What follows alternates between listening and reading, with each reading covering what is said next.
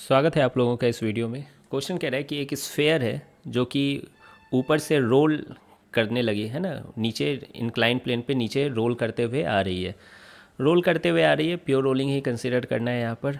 और उसके लिए इंक्लाइन सरफेस ऑब्वियसली फ्रिक्शन वाली होनी ही चाहिए, तभी तो प्योर रोलिंग पॉसिबल है। Find the speed of its centre when it has covered a distance L. तो ये सेंटर पॉइंट जब ये एल डिस्टेंस कवर कर लेगी, ये सेंटर पॉइंट, तो उस वक्त इसकी स्पीड क्या होगी, है ना। तो देखिए दो मेथड है जो आपको अच्छा लगे, है ना। पहला कि इसकी एक्सीलरेशन क्या होगी, इस सेंटर की, है ना, सेंटर ऑफ मास की एक्सीलरेशन क्या होगी।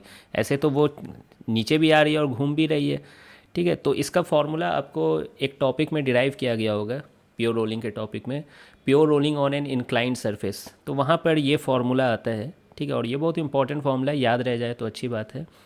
डेरिवेशन कैसे था, यहाँ एम जी साइन थीटा नीचे लगती है, फ्रिक्शन ऊपर लगती है, और वो फ्रिक्शन स्टैटिक इन नेचर होती है ना। Normal m g cos theta होता है, तो फिर m g sine theta minus friction equal to mass into acceleration लिखते हैं, और एक torque equal to I C M alpha लिखते हैं, है ना। टॉर्क फ्रिक्शन की वजह से आता है सेंटर ऑफ मास के अबाउट, ठीक है। और ए इक्वल टू अल्फ़ा आर, ये तीन इक्वेशंस होते हैं, उससे है ना सॉल्व करने पर एक्सीलरेशन ये आ जाता है। तो याद ही रहना चाहिए। अगेन यहाँ पर बोला नहीं गया है कि कौन सा स्फेयर है, हॉलो है कि सॉलिड है। तो आप देख ही रहे हो, जब भी कुछ नहीं बोलते हैं तो सॉलिड ही लेना पड़ रहा है सीवी में। तो g sine theta by 1 plus I C M by M R square, centre of mass के अबाउट मोमेंट ऑफ इनर्शिया होती है 2/5 एम आर स्क्वायर, और एम आर स्क्वायर तो कट ही जा रहा है।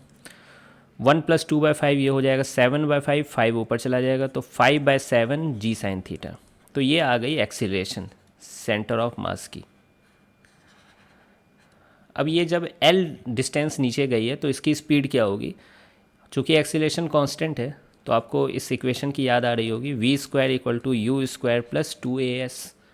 यू जीरो है, acceleration 5g sine theta by 7 है, और s की वैल्यू कितनी है, डिस्प्लेसमेंट इस सेंटर ऑफ मास की l ही है। तो यहाँ से आ जा रहा है 10/7 जी एल साइन थीटा, और v की वैल्यू क्या हो जाएगी, रूट में आ जाएगा ये। तो बस आंसर आ चुका है ना, बहुत सिंपल है। अगर आप ये नहीं करना चाहते हैं तो एनर्जी कंजर्वेशन भी कर सकते हैं, वो भी वैसे ही उतना ही ईजी है ना। के आई, अच्छा वर्क डन फ्रिक्शन है यहाँ पे, लेकिन work done by friction zero है, जैसा कि पिछले 2-3 क्वेश्चन से हम लोग देख रहे हैं, क्योंकि displacement of point of contact any instant पे जीरो है। और वर्क डन जो होता है integration of F dot D S, तो वो जो डी एस होती है बॉडी की डिस्प्लेसमेंट नहीं होती है, पॉइंट ऑफ कॉन्टैक्ट की डिस्प्लेसमेंट होती है। और पॉइंट ऑफ कॉन्टैक्ट की वेलोसिटी हर इंस्टेंट पे जीरो है यहाँ पे, ठीक है। एक्सीलरेशन भी जीरो है हर इंस्टेंट पर, तो इसलिए डिस्प्लेसमेंट भी जीरो है। तो डायरेक्ट हम लोग एनर्जी कंजर्वेशन कर सकते हैं। इनिशियल काइनेटिक एनर्जी जीरो है। पोटेंशियल एनर्जी लिखने के लिए mgh लिखना हम लोग पसंद करते हैं, तो इस लेवल पे मैं ग्रेविटेशनल पोटेंशियल एनर्जी जीरो मानना चाह रहा हूँ।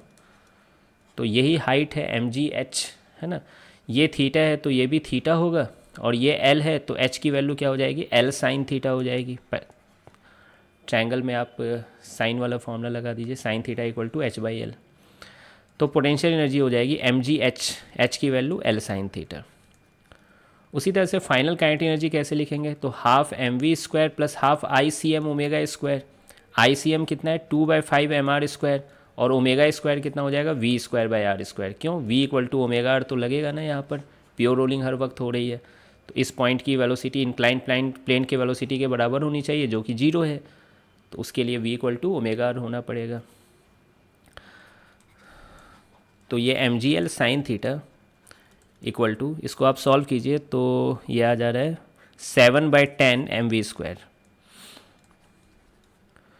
तो यहाँ से आप देख सकते हो v की वैल्यू एक लाइन में आ जा रही है √10/7 जी एल साइन थीटा, m से m कट जाएगा ऊपर। तो बस यही आंसर, इस मेथड से भी आंसर आ गया। जो आपको पसंद है आप लगा सकते हो, ठीक है। ईजी तो यही है, यही ईजी लग रहा है, ठीक है। लेकिन यहाँ पे आपको श्योर होना होगा कि work done by friction zero है। क्यों, क्योंकि एक तो स्टैटिक फ्रिक्शन लग रही है यहाँ पर, ठीक है, और पॉइंट ऑफ कॉन्टैक्ट की डिस्प्लेसमेंट जीरो है। इंपॉर्टेंट ये है, ठीक है।